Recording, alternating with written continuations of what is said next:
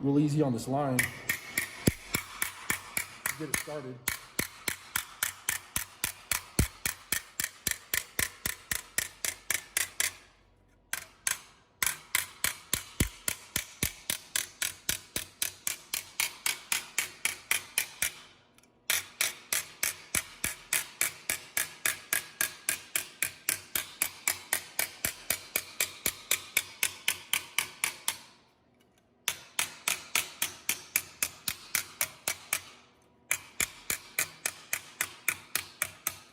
And that's just a method you can do with a hammer and a vise or a tool to build a flange. But you know, if you have a metal brake, you can do it that way too.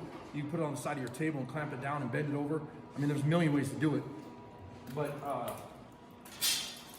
when I see people using a stretcher, what happens is I put a 1/2 inch line. So this is 1/2 inch and this is 1/2 inch. So you have an inch overall.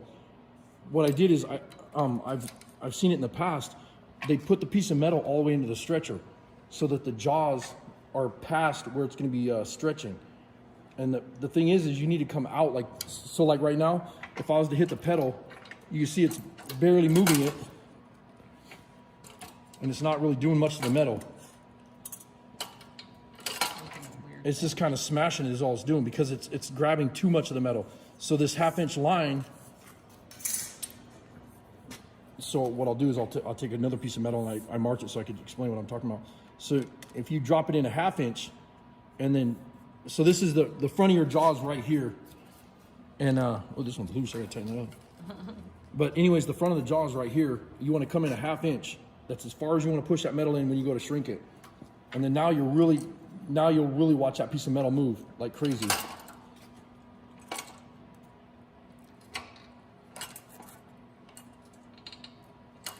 And you could see it, you know, on camera that, you know, that's where it needs to be stretching right there. So it's stretching the edge that's on the inside, making that.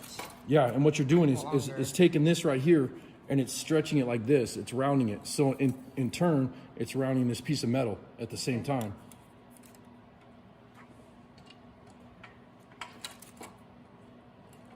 And you can see how fast, now that it's done properly, how fast it's stretching that piece.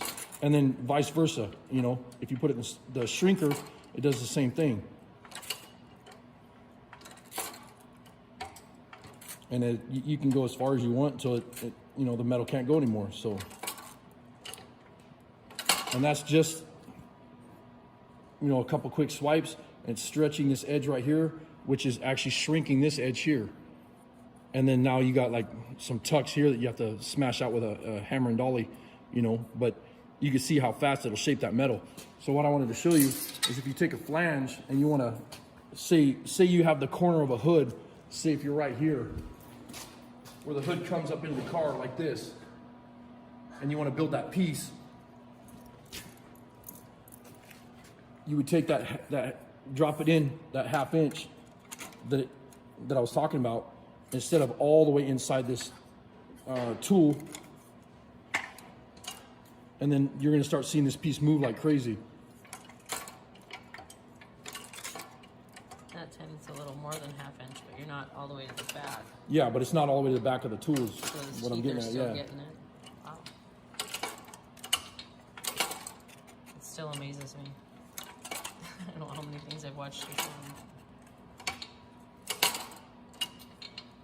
And then you could do a tight radius, a loose, you know, a real, I guess you call it like a loose radius or whatever. But you can see how fast that shape, that didn't even take, you know, 30 seconds right there. And then if you flip this panel, now you want the panel to go the opposite way. You can still do the same thing, as long as you put it in there and then pull it out like a 1/2 inch, so that you know. So see this line that's right here? That's about your reference line, is where you want to go to. You don't want to go past that. So you want it to be like right there. And then now watch what happens with this panel, or with this flange. About how far do you move it each time you move it? Does that matter, or is that just? No, usually you want to move it over about a 1/2 inch, 3/8 of an inch, something like that. It just really, it depends on how big of a stretch or a shrink that you want on a piece.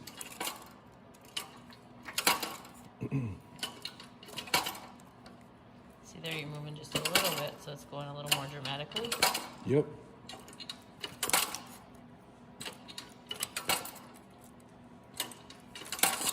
And then now you have a compound with a flange.